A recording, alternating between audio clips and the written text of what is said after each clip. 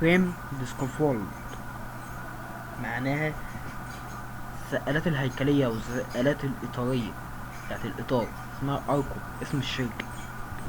كلها اتكلمنا فيه وهنتكلم فيه، وحاجات اللي فيها الترجمة دي هنقولها.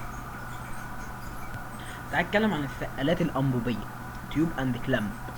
هي عبارة عن مواسير وكليبسات. هناك كليبسات ثابتة زاوية 90 درجة لتثبيت العوارض، هناك كليبسات متحركة لتثبيت الدعامات. تصنع هذه السقالات من مواسير نيمبوسا، لا تحتاج إلى فتيل، حيث يمكن الضبط الأفقي للعوارض عن طريق الكليبسات. تمام كده، تمام جدا. اتكلمنا عن السقالات الأنبوبية تيوب أند كلامب، تستخدم في الأماكن التي يصعب استخدام السقالات الإطارية. تمام، بها بسبب وجود العوائق. تستخدم في الأماكن الغير مستطيلية الشكل، تحتاج لوقت أطول وخبرة أكتر لتركيبها. تستخدم بكثرة في المواقع الصناعية ومصافي البترول. دي مصافي البترول. اتكلمنا عن السقالات الحديثة لاسم الشركة SGB. السقالات النموذجية هي الحديثة، عبارة عن أعمدة كل عمود ارتفاعه 2 متر، مركب عليها 50 سنتي.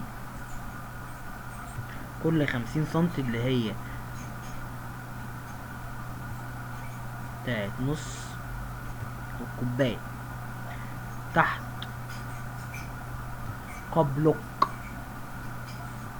ثابت، ونص الكوباية فوق متحرك.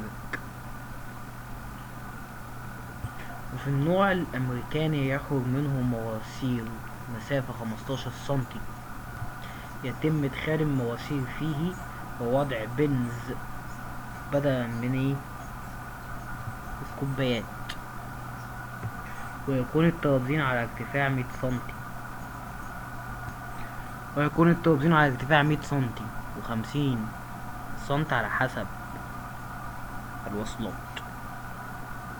كلام جامد.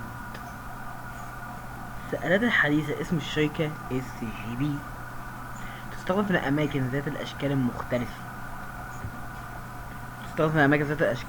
لا تحتاج خبرة كبيرة لتركيبها، حيث أنها سهلة التركيب ويتم تركيبها في الأماكن في وقت سريع. وادي الرسمة بتاعتها.